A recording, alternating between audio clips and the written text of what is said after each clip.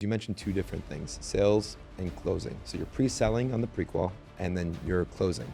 I think there's a big definition issue between the two that screws up everybody. But yes, Steve, can you elaborate the definitions? Selling versus closing. When you're trying to sell, you're selling an appointment for them to meet with you. I'm selling you on meeting with you. Now, will there be objections? Yes. But I'm really selling on the opportunity to sit down to show you the greatest real estate service available.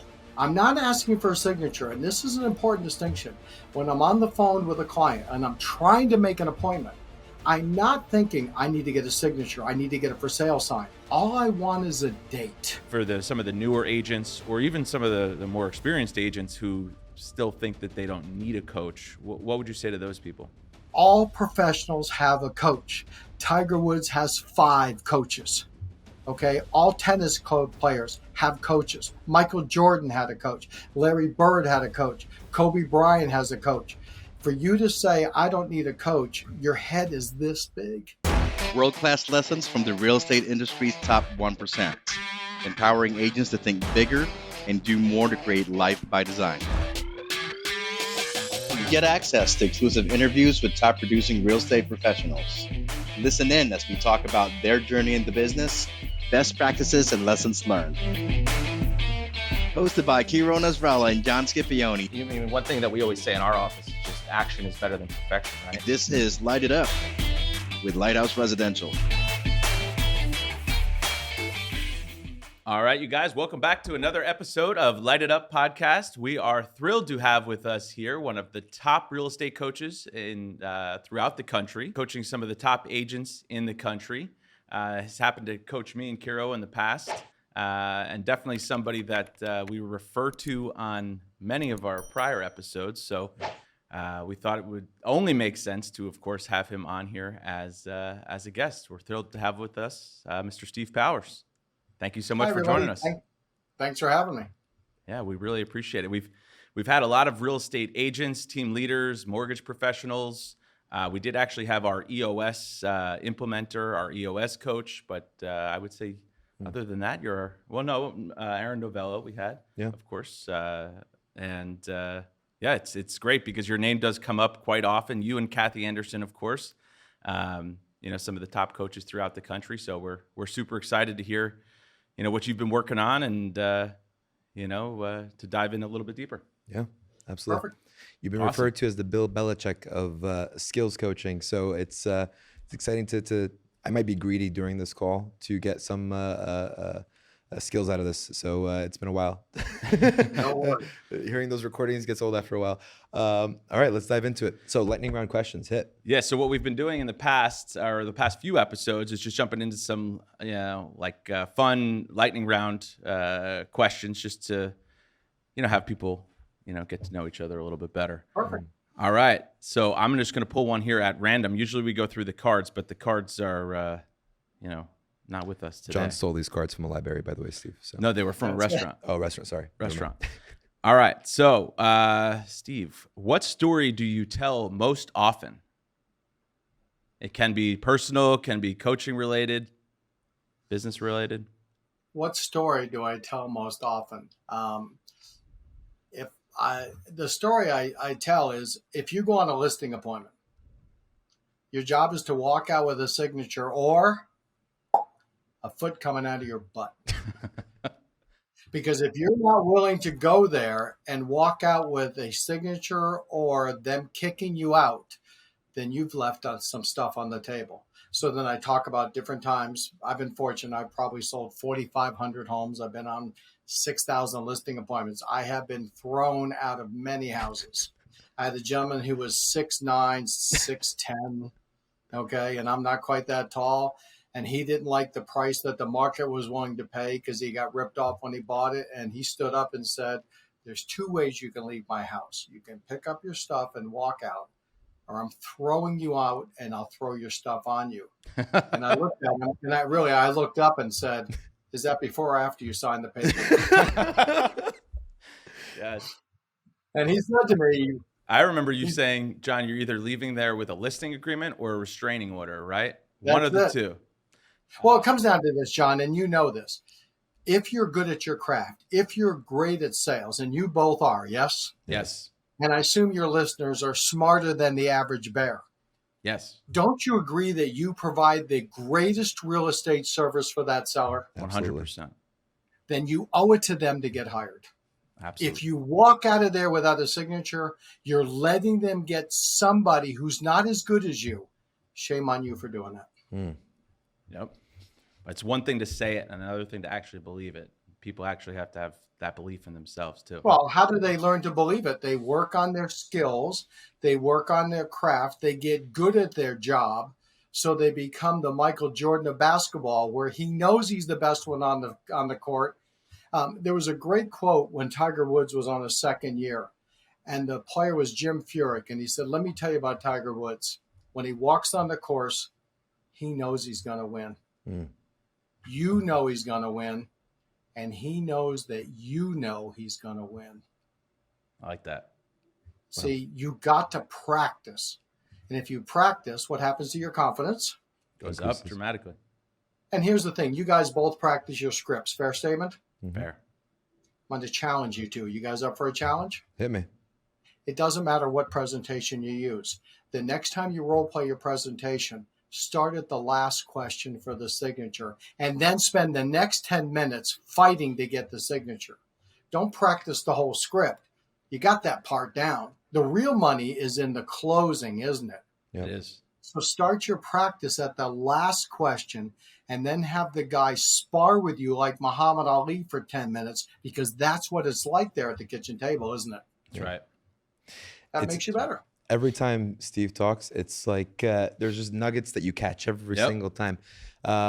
Even in the lightning round. Yeah, for real. And I need to know, because you're really good at leaving cliffhangers every single time. How did that end? Did you get thrown out, or did you actually pick up your things and leave? Oh, I didn't get the listening. No, I got thrown out. The guy was like 6'11", 6'12". I'm not that tall. But I've been thrown out many times. But I've had other people say to me, if I sign that blanking piece of paper, will you leave my blanking house? Absolutely. You're like, or you're going to have to make room for me to sleep here. All right. My question, if there was a book written about you, what would the story be about? Oh, my God. I don't know. That's an ego question. Nobody writes a book about me. Here's the deal, guys. 100 years from now, we're all going to be dead. The world's going to have 7 billion new people, and nobody gives a rat's ass what we did on September 29th. The only way to be remembered forever is be a savior, Jesus Christ, Muhammad, or be a dictator, Hitler, Genghis Khan. Kill 10 million people or save 10 million lives. You do those two things, they'll remember you. Every one of us is just a blip floating on a rock in nothingness, going to more nothingness. Let's do some great things. Let's help some people sell some houses. Let's give back to our community. Let's go to bed tonight knowing we did 100% of what we could offer that day. And then do we do it again tomorrow? Because it's over and nobody will care. Nobody goes to visit a grave after 5 years. Nobody's going to read my book. Just have a good time. Do your job right. I would challenge that and say that you've taught many people great skills that will pass on. And speaking of that, one of the questions we were talking about in preparation is your start. And I was always curious. I was like, was Steve ever an agent? How did that look like? So how did you get into the real estate industry? I was going to go to law school. Both my wife and I were going to University of Massachusetts. I was a legal studies major. During the summer, I worked for a guy named Don Laverdier, who was an attorney, who was a school teacher of mine in high school, taught me to speed read, so I can speed read because thanks to Don. He came to me and he said, "What are you going to law school for?" And I gave him all the answers, blah, blah, blah, blah, blah. He goes, "That's stupid. I'm an attorney. They don't make any money. And nobody likes attorneys. You see the realtor who just sold this house? That dude's making all the money. You should go to real estate school." I gave him all the reasons why I didn't. He goes, "You're a stupid idiot. It's 40 hours. Any moron can get their real estate license." Yep. Which is true. Yep. Well, My last semester while going to school full time, I made $35,000 in 1986 selling real estate while I was part-time going to school building a house. I never got my law degree. Thanks to Don Laverdier, I became a real estate agent and not an attorney. And everybody on both sides of the professions is probably happy about it. So how did you transition into, how did you realize that, you'd be a great coach, and how did you transition into that? Because I remember when you were coaching me, you were still selling homes, but I know it was part-time. or not your full focus? I've always been a coach. I've coached football. I had the great fortune. I coached a lacrosse team that played for a national championship in high school. I've always been a coach and a real estate agent, but my heart's always been in coaching. I just love helping people give 100% and not 99. If you and I work together, you know those guys. I'm not a 99% guy.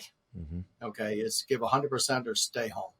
And so I always liked coaching, and I always liked selling real estate. And I like selling real estate because I love competition. I love going on a listing appointment and taking it from someone else. My favorite call is the call, "Hi, John, it's Steve Powers. You had an appointment with Kiro?" "Yeah, they ran out of time, decided to go with me. I got the signature. Now, they said that you said you had some buyers, so we gave you the first 24 hours to bring your buyers over. So, John, when do you want to bring your buyers over? You told the seller you had."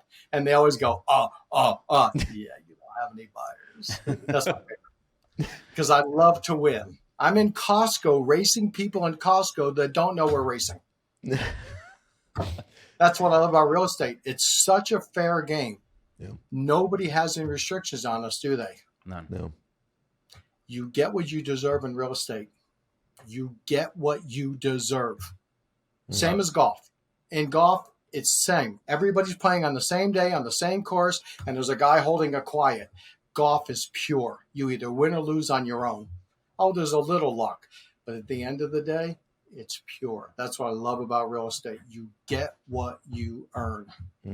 Love it. Thinking about the industry from when you started till now, there's a lot of technology that's made, getting in contact with certain sellers and stuff a challenge.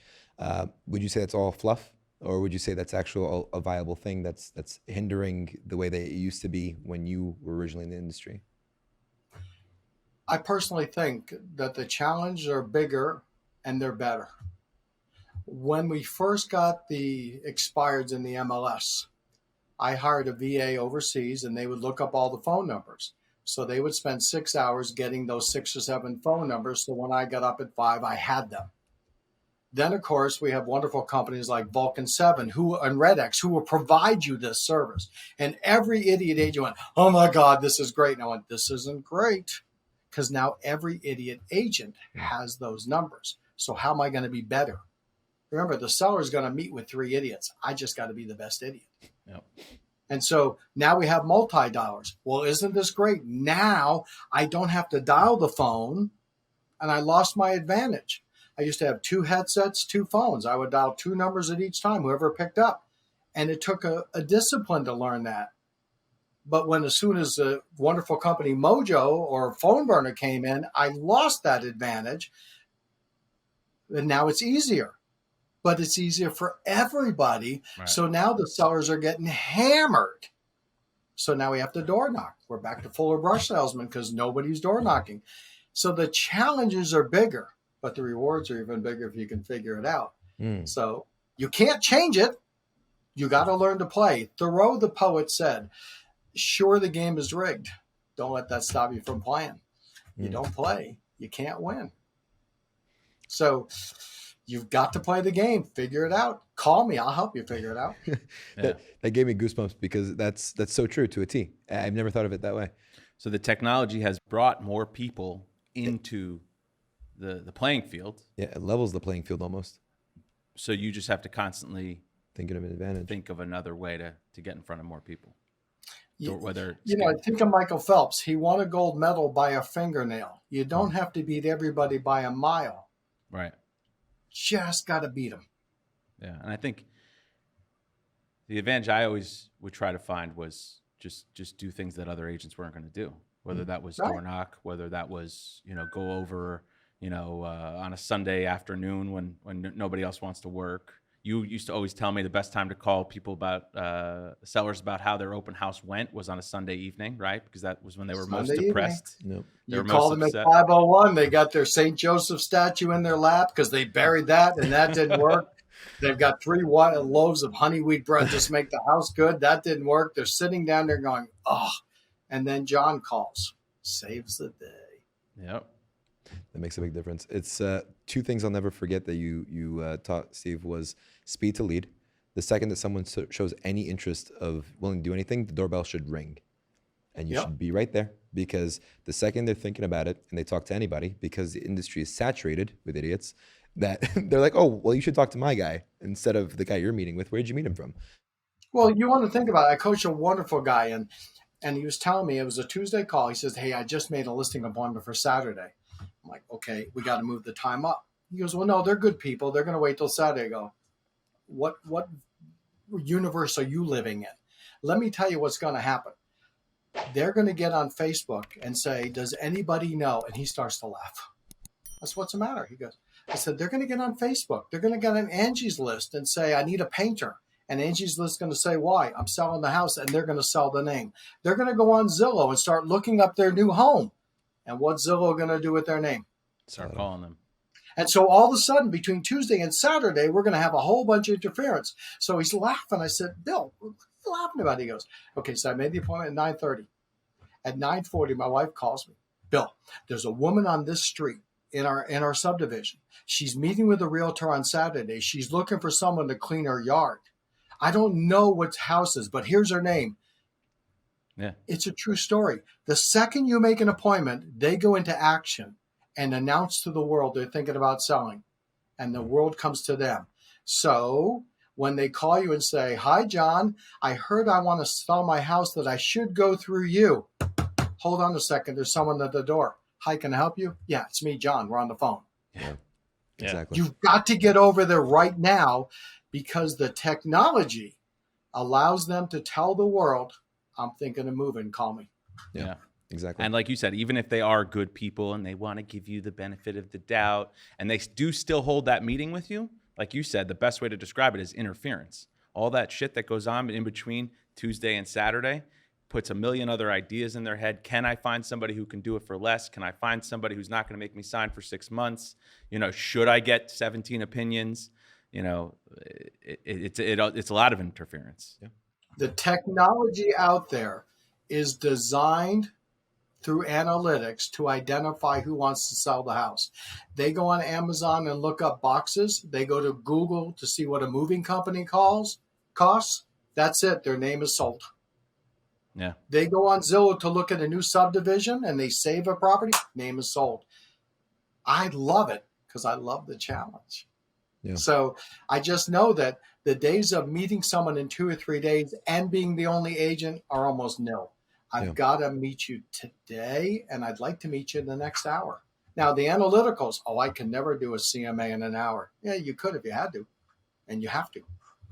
Yeah. The other thing that I'll never forget, you said, a crackhead thinks about what all day? Crack. And when they go to sleep, what do they think about? For the group call, let's say it's drug addict. Yes. For everybody. Your call sounds pretty specific. For drug addicts, what do they think about? I was trying Drugs. to help on a bunch of levels, you know. But what do they think about when they're hungry? Drugs. What do they think about when they're about to go to sleep? Drugs. What do they think about when they first wake up? Drugs. So as real estate agents, and what we're doing, you're looking for an advantage, and the only advantage should be focusing on where that next listing appointment is coming from. Just where is it coming from? Where is it coming from? That's the only way you'll get an advantage from not relying on technology and getting lazy like everybody else and not having the door knock or whatever the case it is, because then we make excuses like that. And that sticks with me till this day, which is pretty awesome. So thank you for sharing that. Yeah, do not confuse activity with achievement. You know, we all have a things to do list, and it's pretty extensive. Call the appraiser, check on the sold sign. None of those things make you money. And I live by a simple philosophy. Every day our job is to set one qualified appointment. If you set one a day and you work 5 days a week, how many is that? 5. You go on 3, you take 2. And John, what's your average commission? 12,000. 12 times 2 is what? 24,000. 24,000 times 50 weeks a year? It's $1 million plus. Yeah. $1.2 million. $1.2 million because you did what every day? One qualified appointment. Then why are we worried about anything else until we do that? Yeah. It's a simple business. Don't overcomplicate it. Do not confuse activity with achievement. Yeah. I don't know if I told you this. Sorry. I at one point when I first met Steve, I was just like, I need you. I need you to be my coach. So I sent him a bunch of gifts, a bunch of things through Amazon. And I'm just like, Steve, I need you. I think I was like 22 at the time. I was like, Steve. And all the gifts then- are wonderful until you sent me that smoothie. And my wife goes, what does he think you're fat? No, And that's when He's a Steve filed the smoothie restraining maker. order. Hey, He listen, sent me couldn't keep me- chocolates, then a smoothie. He's, you're kind of. I should have kept the trend. That's my fault. But on a serious note, Steve is responsible, and the reason why I was obsessing over wanting Steve is because he's responsible for creating most of the real estate millionaires that I personally know. Yeah. Right. And it's literally one of the things that he always says. And problem is, you don't learn things, you catch them, and you have a really good way of throwing them. And the one thing that Steve does is he's really good at just giving you analogies that stick with you forever. It's true. Steve once said he said people in the NFL and people in college pro, the difference between the two of them is a millimeter. Yeah. And I'm curious if you're generous enough to share a couple of those millimeters, because it's been a while hearing those millimeters from you. So, Well, a couple millimeters, and it's a great way to put it. If you want to be successful in real estate, you have to dedicate yourself to learning the craft of closing. Most of us, we understand how real estate works, and we understand how an MLS works and how a contract works. And I'll share something with you. I don't know how to get something on DocuSign. I mean, honestly, I don't know how to take it from the computer and put it on my computer DocuSign. But I do know this. You put a listing agreement on DocuSign, I'll get somebody to sign it. Because I concentrate on doing the things that make us money. And the difference is between a realtor and a salesperson. A realtor is busy all day with activities. A salesperson is busy all day closing. Number two, as we enter a normal market, we have to understand that this is how it is. In a normal market, in a healthy economy, interest rates are 5.5% to 8.5%. History-wide, when interest rates are between 5.5% and 8.5%, our economy is good. The houses are moving. Now, everybody's been a shock because we had an artificial interest rate for 3 years. Right. Those days are gone. Okay, we can't look back. They're never coming back. But the government loaned all these banks money at 0%, and they loaned it to the consumer at 3%. The government is not going to make money for 30 years on those trillions of dollars. We need a higher interest rate, folks. It's healthy. yeah. So we have to learn the craft of getting a buyer to understand it's not the price of the home, it's not the interest rate, it's the payment. Mm-hmm. Right. So what payment can you afford at today's interest rate? They will fall in love with the house at the payment they can afford, because we have to get rid of that stuff that we had the last couple of years. Yeah. Get up at the same time every day. I can't tell you enough. Discipline equals freedom. And the more disciplined you are with your daily activities, the more money you'll make, and you have freedom. I don't cut my own grass. I don't clean my own house. I don't fix my roof. I have people that do that I write a check to, and they're happy to have the job. But as a real estate agent, you make so much more money per hour than them. Why would you cut your own grass and save $50 when you could be on the phone Saturday morning and make a listing appointment? Start to value your time. A man or woman in real estate who makes $1 million a year, prospecting 2.5 hours a day, 45 weeks a year, makes $1,800 an hour. That's $30 a minute. I challenge you all, post $30 where you prospect. The next time you waste 5 minutes, crumple it up, throw it in the trash. Because you're making $30 a minute. Act like somebody who's making $1 million. Act like you're worth $30 a minute. You'll start to earn it. Yep. Well, you're talking about the millimeters before, and I think even just your suggestion earlier saying stop practicing the beginning of the script. You've got that down. Practice the end of the script, right? Yeah. But we all lean on what's comfortable. And okay. Thanks again for having me over. I'm excited about, we got that part, Yeah. Go through the tough part where they tell you they're not going to sign for 6%, or they're not going to sign for 6 months, or they want you to get out, or they're interviewing another agent. The sparring part. I think that's Because that's where the money is. Yeah. In golf, they have a term, drive for show, putt for dough. Whether you drive a 250 or 280, it's a difference, but it's not. Yeah. But standing over an 8-foot putt for $1 million, Yep. that's where the money is. Yeah. Yeah. as Kiro said, the analogies and the stories that you've told me over the years have always stuck with me too. The one thing that I found myself reciting from you to our agents recently was, you have no, I'm hoping I can say it correctly here. Say it dirty. You have no stronger position than you do when you're at their kitchen table, right? It's like home field advantage. And you're in, your lead follow-up time that you set aside each day should not be for following up with people you've already met with. It should only be for, new leads. So make sure that, that time spent at the kitchen table when you're actually in their house, you're closing 5, 6, 7 times if needed. Well, that's why you have to have, and we've heard this from many great speakers, a canned presentation. So I sit down at the kitchen table. I look at the clock because we're always sitting in the dining area and I'm facing the clock. And I look at it, I go, it's 5:07. Now, why I'm yapping, because I've done a few of these, I'm thinking, okay, 5:07, I'll be on the pricing about 5:17, 5:19. They'll start signing by 5:22. I'll be out of here at 5:34. That's my goal. Because it's canned. Because when I say this, they do that. When I do this, they do that.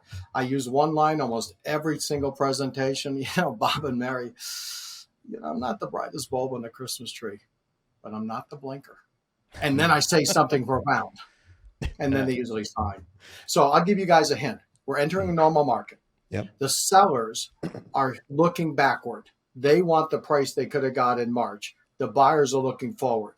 Mm-hmm. We have to have clarity. So the hint that I'm coaching on, and what I would tell everybody, is you have to pre-qualify differently than we've ever done.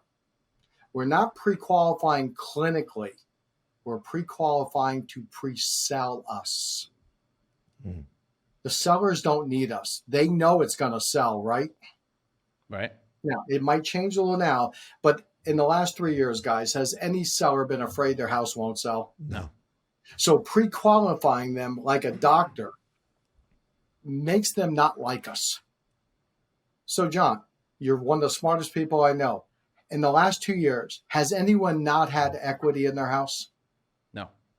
So why are we asking how much you owe on the property? It's a stupid, dated question.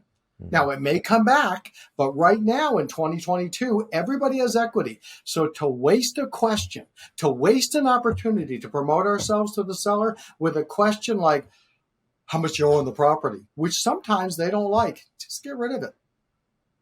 So I recommend you pre-qualify both spouses. Get the story from both. But the whole idea, guys, is not to see if you want to go. You're going. You want him to hang up going, hey, honey, I just talked to that agent, Kiro, you talked to yesterday. We're meeting today. Yeah, we got our guy. We found him. I got a pre-sell in my pre-qual. So at the end of the two pre-qual, the whole husband and wife or the two partners are like, I can't wait to meet John. We got our guy. Then you show up and you're exactly like they thought. And by the time you preview the house, you've got the listing, don't you? Yeah. Yep. One of the best things I remember we've talked about, in the industry, or one of the best sayings, and something that we always try to instill in the agents on our teams, is the pre-qual is your presentation. And the presentation, when you go there and sit at the kitchen table, is your time to pick up the signed agreement and maybe answer a few questions they may have. Yeah. But so the pre-qual, I think for agents out there that are watching this or listening to this, is so important, but it's even that much more important to do it these days, of course, but to pre-qual both spouses or both decision makers or anybody who's involved in the decision, But then it comes the challenge. When you're talking to the husband first, let's pretend they're an expired. It's a simple, I talked to the husband. We're meeting today at 5. How do I get the wife's phone number?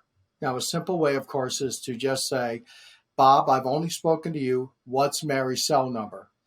And 50% of the time, he'll give it to you, yes? Mm-hmm. No. But if 50% of the time he gives it to you, 50% he won't. That's not acceptable.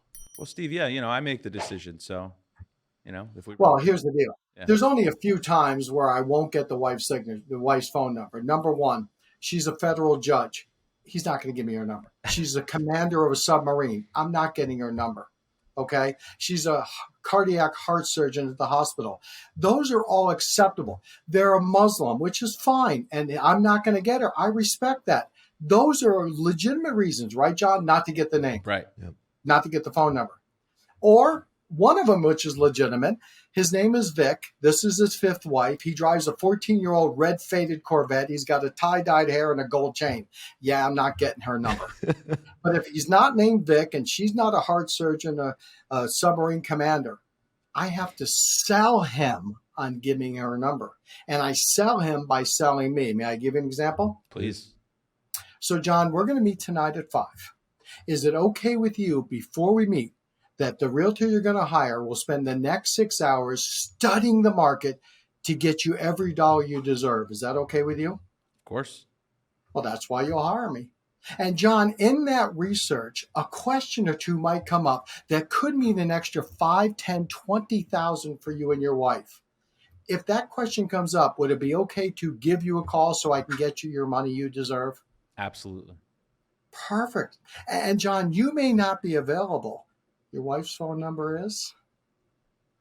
Yep. Now you got to give it to me. You see, that's pre-selling yourself instead of just pre-qualifying. Because now I'm going to spend 6 hours. I'm going to try to find you 5, 10, 20,000 more. You want me to come to your house. You want to give me your wife's phone number. That's great. Now, John, you're going to say to me, well, here's her number, but call me first, right? Because you're insecure, you got teeny peeny, whatever the issue is, okay? Yep. I don't know that for a fact, but that's what I say. I assume he's got a problem. So, John, say to me, well, Steve, call me first. Steve, that's fine, but I really would appreciate if you call me first. Absolutely, John. I'm going to call you first. If you're not available, I'll call your wife, but I'm going to go to work and find you that money. Now, I use a product called Slide Dial. I call you at 3:30. You don't pick up, do you? Nope. Hi, John, Steve, I had a question. You're not here. I'll try your wife. You think you're the first guy to say, call me first? I'm going to talk to your wife, because if I can talk to your wife and then I pre-sell her, Yep. she hangs up and says, hey, John, I just talked to that guy, Steve Powers. I think we're done. I think we got our agent. Yeah. And there's tack. There's your nugget. For anybody listening to that, that is so valuable. and Steve was generous enough to share so much information that people pay a lot of money to know. So rewind that and listen to it again, for sure. And Well, it's go ahead. sorry. The one thing I definitely want to bring up, just for clarity's sake, the saying goes, luck doesn't favor the lucky, it favors the prepared. And everything that Steve teaches is about preparation to the T, almost, where you park your car outside of a presentation, how you put on your jacket out from the car, how you walk up, how you're staring into the distance. Those are all the things that I will never forget, because they're so valuable to a T. Even how you leave the house when you ask for a copy of the key. Like, I will never forget any of that. So let's make sure I got through to you. How do you get the key? Oh, by the way, so do you guys have an extra spare key anywhere? Who's going to give me the key? When they get up, you start walking up towards the door and you're walking over Let's there. clarify a little bit. At the end of the presentation, after the husband and wife sign everything, I have to leave. I got to leave, right? Yep.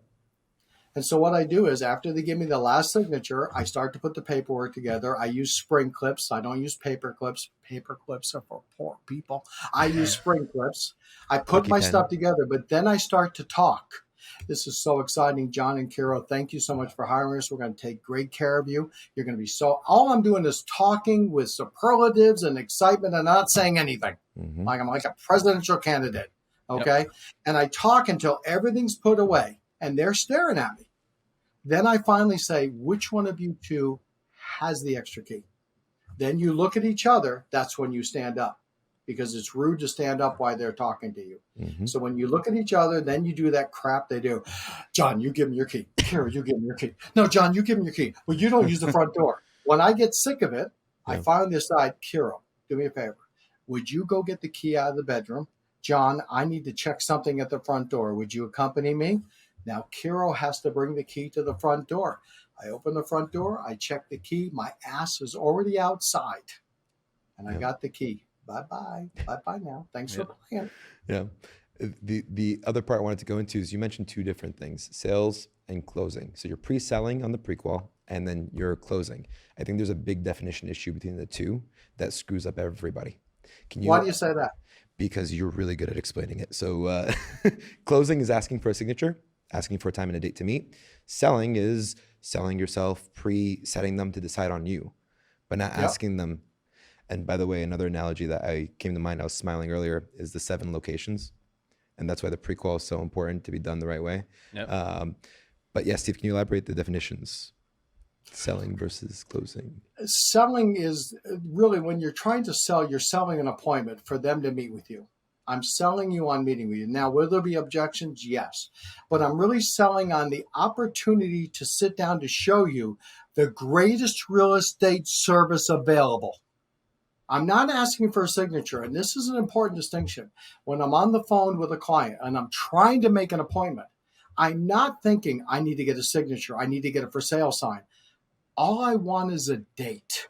Just give me a date. Let me take you for a cup of coffee.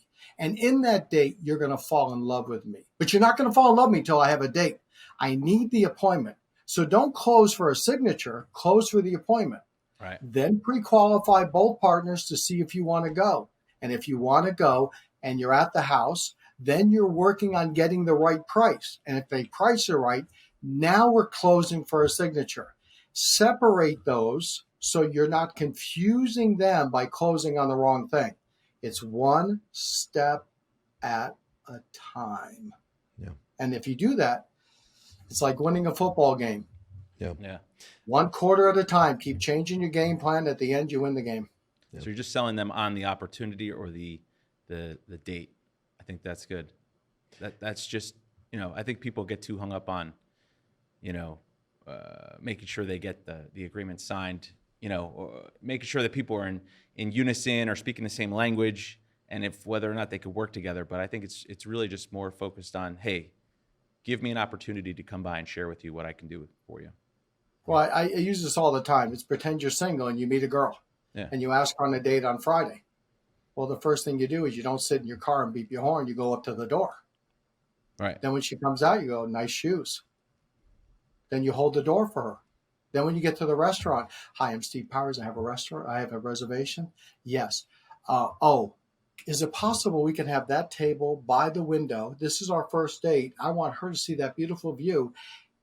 And I want to hear everything she says. See, those are the difference between here's our table. And then, of course, she looks at the menu and says, there's not many vegan options here. Excuse me, waiter. My date and I noticed that there doesn't appear to be a lot of vegan options here. Is the chef able to do something special for us tonight in the vegan options? And she looks at you and says, are you a vegan? I am tonight. But that's another millimeter right there. That's power versus force. Right. And that's a massive thing, right? So it's like, I feel like everybody goes, and I know we're being selfish talking about the sales skills, and we'll move into team development because that's something that you're really focusing on more than anything else right now.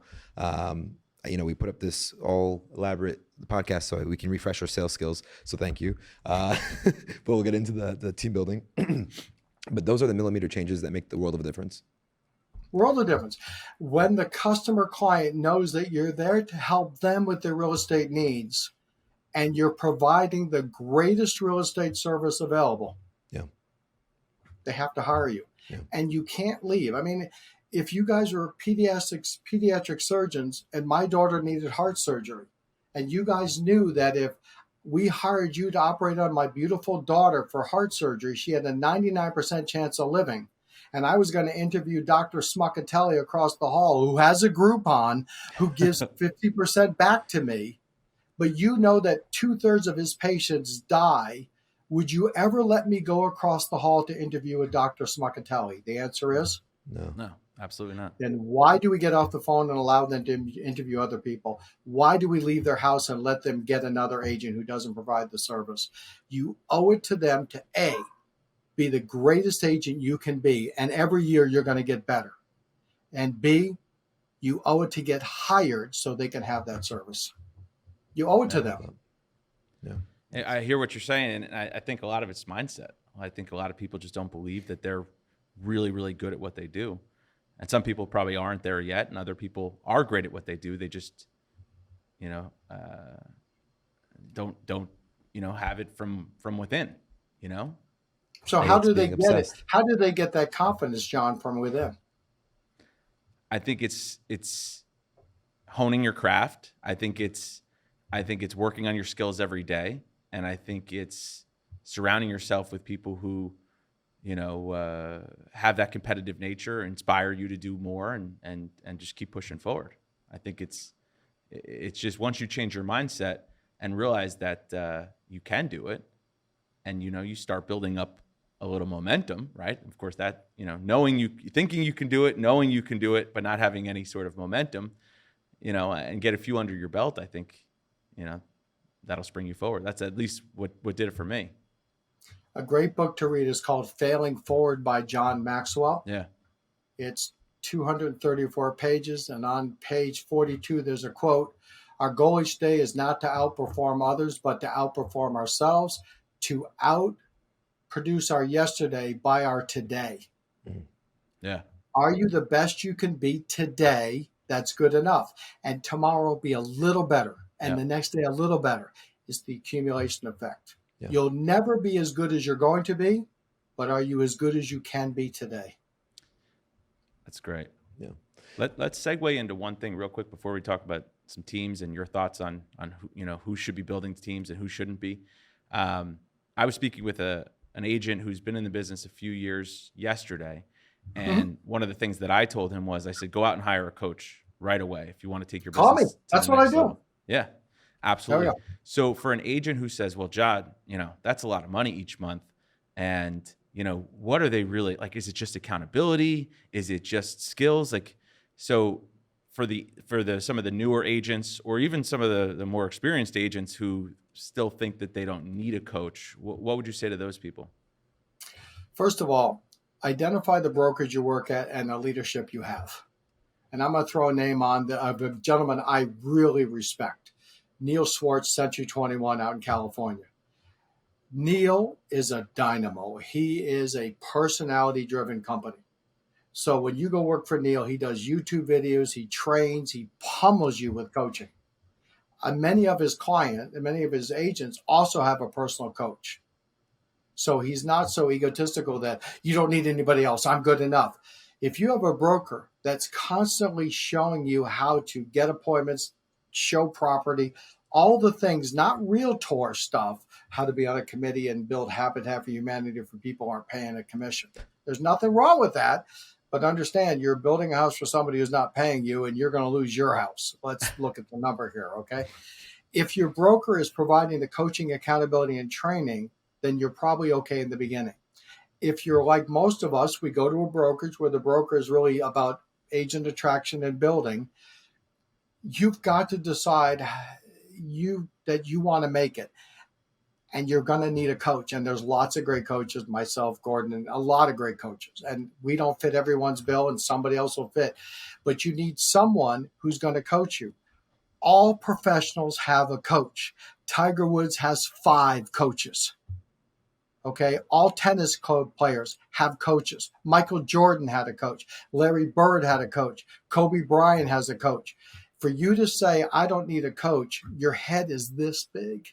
Yeah. Because the real professionals who make lots of zeros are accountable to coaches. You can go to a gym and lose some weight, but if you had a personal trainer, what shape would you be in? So you need someone that's vested in your future and committed to you. So you have to have one. It's unless your broker does that role. This is why 90% of realtors are gone in less than a year. Yeah. Well, even if And your that's broker why does gym that, memberships are $10 and they're empty. Because everybody has a gym membership and everybody's got a real estate license. well, even if your broker provides the value of coaching, you need external accountability as well as internal accountability, no matter what, Many times. because that helps you. If you hear it twice, and if you hear something that's conflicting, you should come from a place of curiosity and ask more questions about it, so you could refine that skill and become even better. And your coach will tell you things your broker won't tell you because they don't want to lose you. Exactly, and that's where the external. Honest to God, I had a coaching client on Tuesday, and he's a wonderful guy, makes $3.5–4 million a year. And he says, I said, I need you to hold on a second. He said, why? I got to Google stupidest person in the world. Oh, there's your name. I can't believe you're the stupidest person in the world. Honest to God, I thought you were second, but you're first. You see, your broker's never going to pull you to the carpet to help you make $3.5–4 million a year because they're happy with the money you're making. Exactly. Yeah. And I think it's just speeding up the time it takes to hone your craft, whatever it is, you know? I mean, I still have not taken up golf, but if I were to, and I want to, the first thing I would do is hire a coach, right? And just so that I can be in a position where I can go and play 18 holes, you know, in 3 months or 4 months instead of 2 or 3 years trying to teach myself and just hacking up the course. So, well, here's the thing, and golf is a great analogy because if you take it up on your own, you're going to go to Top Golf or the driving range, and you're going to develop a swing that sort of hits the ball correct, but it's not a lifelong swing that you're going to get better at. So you hire a coach, and that first 90 days, he or she is going to embed a perfect swing in so that as you get better, your game gets better, because it's called initial learning disorder. If you learn to do real estate a certain way for the first 90 days, it's almost impossible for you to break those habits because that's what you lean on, what you know. And it's wrong. It's just interesting that, like, how your mindset changes. You know, I wouldn't have had that thought about hiring a golf coach until I had hired a real estate coach, right? So now my mentality on almost anything has changed because of that experience, right? And it's almost like you said before, you know, knowing your hourly worth, right? I'm not going to cut my lawn because I realize my time is too valuable and I could pay somebody else to do it. But time is valuable, and if you want to speed up the time in between or the time it takes you to get really good at something, you know, you have to have proximity to the people who are great at it. Yeah, that's it. And think about it, John, we just discussed 1 appointment a day, 5 days a week, 3 appointments, 2 taken. It's $1.2 million a year. Why would you want to slow that up? Yeah. Steve, going into what we're seeing nowadays with teams and everything being built out, it's interesting because a lot of people get shocked because they spend all these years developing these sales skills, and then they almost have to abandon them to develop leadership skills. You're right. Anything that you could teach on that? Any gems that you could share? We get a lot of calls from people that say, I want to have a team. Before we accept them as a client, we go through a bunch of questions. What's important about having a team? Tell me about what you are trying to accomplish. When I work with someone, and Gordon as well, Gordon is Watson, we come up with a 5-year plan. Once we come up with a good 5-year plan, we then reverse engineer it to a 1-year plan. Where do you want to be in December of 2027? Then what do we need to do this year to be in alignment with 2027? So if you and I, Kiro, were working on a team, how big do your team want to be? How many deals do you want to do? What kind of involvement do you want? Do you want to be an active agent in your team for the first couple of years? Do you want to be completely out? So every team's a little different on how they want to be structured. We basically coach 3 types of clients. Teams, 10, 20, in some cases, 150 agents. A single leader who's in production with 2 assistants and 3 buyer's agents, and high producing individual agents.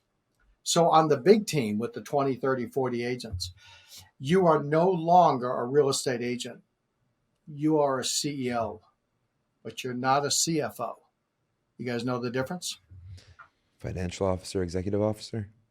An executive officer is well-rounded on everything. You set the policies and standards for your company, and then the system makes the system work. A CEO is what runs a company. A CFO runs the data.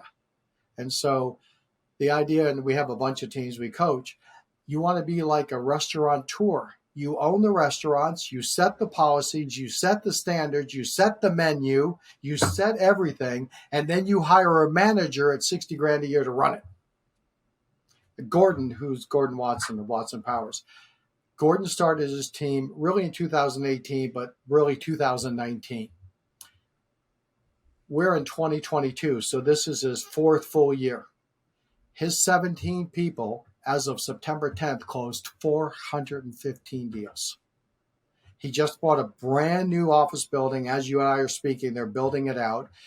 We expect by the end of October, he'll have 30 agents and he'll be doing 1,200 deals next year, his 5th year having a team. And here's the great part. They're all at 50-50.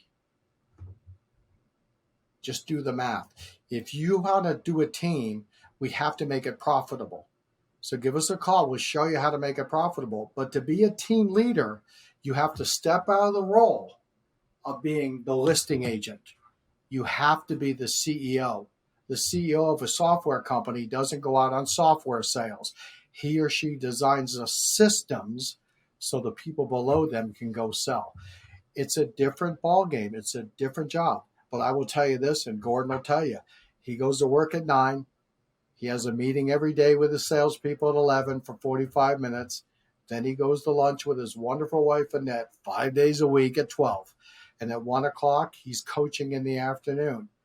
He only works in real estate about 3 to 4 hours a day, and they're doing 40, 50, 60 closings a month. It takes a different mindset to have a big team. You are a leader, not a player. Yeah. Yeah. That's a Yeah. I think it's, well, yeah. Sometimes these turn into therapy sessions. yeah, it really is. Because that's where we are right now. And, we got one foot still going on appointments and another foot, leading. And it is a totally different character traits, totally different, day to day. And I was speaking with Aaron Novello recently, and we were talking about, taking a picture of your calendar, right? Your calendar as a listing agent, right, should be filled with listing appointments, right? Your calendar as a team leader is going to be filled with a lot of other exercises, training, coaching, mentoring, recruiting, appointments with prospective agents. So it's but let's take it one step higher. See, John, you guys are both really smart. You're still doing some of the basics. Yep. So what does an operations manager cost in the wonderful state of New Jersey? Let's just say 50 grand. Yeah, it's 50 grand. Let's say 100. 100. Okay. 100 grand with bonuses. For 100 grand, you get somebody working 50, 60 hours a week. You get a Cracker Barrel manager who sets the schedule, who makes sure the menus are clean, who cleans the kitchen, who does everything, who recruits, who hires, who fires, who trains. As a team leader for a large team, you shouldn't be involved in that stuff. That is delegatable. You should be setting policies and standards. Yep. And then making them do it. Because you're wasting your talent by meeting with 10 agents to find one good one. That's his or her job. Could you come in on your white horse and shining armor to save the day to get that person? Of course. Yeah. But the day-to-day running, honestly, and no one take this offensively because this is my profession. This is the easiest business in the world. You go stay at a Ramada, a Hampton Inn, a Holiday Inn. They have 300 beds, yeah? Yep. They got human resources. They got food. They got COVID issues. They got fire drills. They got all sorts of issues. And yet the manager running that hotel is 28 years old and got an associate's degree. And we think that we can't hire someone to run a simple real estate company with 10 people? Yep. Come on. We just don't have the systems in place. We don't have the agreements in place. We don't have the policies in place. And you can't put them in place if you're working day to day in the kitchen, huh? Right. Well, I think that's, it's interesting. Like your first few years in this business, let's just say your first 5 years in the business, your only focus is on getting listings. Listing. And that's how it should be, in my opinion, because I don't think anybody who's actually, not making any rain or they're not a rainmaker themselves should build a team, Right. unless you've been in the trenches. But it wasn't, at least for me, until like year 4 or 5 where I'm like, we should have some policies here where every client feels like they're treated, has the same experience, or every agent on the team goes through the same onboarding, or, and it's just because, at least for me, my blinders were so focused on, my blinders were up and I was so focused on trying to get that next appointment. But, you're right. You have to take yourself out of the sales position. Otherwise, you're going to be doing, like for me personally, I'm doing everything I feel like at 25%, right? You have to have 100% focus on leadership and policies and procedures and setting the standard for everybody. And think about it. When you're recruiting someone, do they want to go to someone they're in competition with, who is only managing 30% of the day, the other 70% they're worried about their deals? Or are you going to attract more people where they feel you're 100% committed to their success? 100%. And that's, again, what you have to decide. And we have people that are in all different phases, and we're flexible. What do you want? That's, again, why we have the 5-year plan. So at what year? I coach a wonderful guy in the Midwest. We expect in 2026, he'll be out of production. He doesn't want to be out now, but we have a plan. You guys have both read the book that I mentioned, U Squared. Do you remember that book? Mm-hmm. Oh yeah. If you haven't read it, it's Price Pritchett. It's $11. I call it a 2-bathroom visit book. It's 38 pages. 2 visits to the bathroom, you read the book. Page 17 says, focus on the ends, not the means. You don't have to know how you're going to get there, but you do need to know where you want to go. Yeah. So if you have a 5-year plan, and you guys do, and you have a plan for your team, you focus on that, and it works out. Gordon and I have what we call a 1, 2, 3 program. We expect when somebody joins one of our teams, Yep. that they'll do 1 deal in the first 30 days, 2 deals in the second 30 days, and 3 deals on the third. So in 90 days, everyone who joins one of our teams should do 6 deals in the first 90 days, which is completely against the whole industry. Like, if you do 1 deal in 90 days, you're really good. You don't do a deal in the first month, we're probably going to fire you. Yeah. You don't do 2 deals in the second month, the system shows that we can get you 2 deals in the second month. So if you're not doing it, it's either our fault, which it could be. Yep. You don't make the fit, or you're not cut out for real estate. Bye-bye, bye-bye. Yeah. Now, some people are saying, well, that's too quick. Well, go ahead. Again, Gordon's team of 17 people is rocking 3.4 deals per person every month at 50-50 split. So if you're a team leader, expect more. They want more. Yeah. So, Yeah. So for an agent, their drug is the next listing. For a brokerage, their drug is the next recruit. For a team lead, as a CEO, what is their one focus? Is it policies and systems, or is it the who? Because it sounds like it's not the what or the how, it's the who is going to be in that role. Well, if you're the team owner, you're a restaurateur. Mm-hmm. And what's the purpose of being a restaurateur? To develop restaurants that make a profit. They don't develop restaurants that don't make a profit. Let's be clear. Mm-hmm. Applebee's is not open because they want to provide the best wings in the world.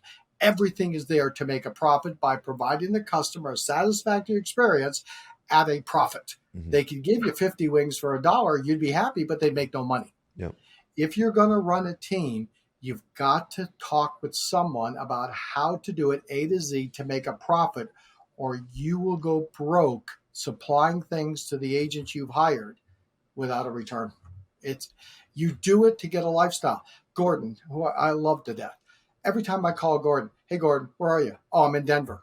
What are you doing in Denver? Oh, Annette's riding on a bike. Now, Annette, his wife, is in fantastic shape. And for whatever reason, you got to ride bikes up and down hills.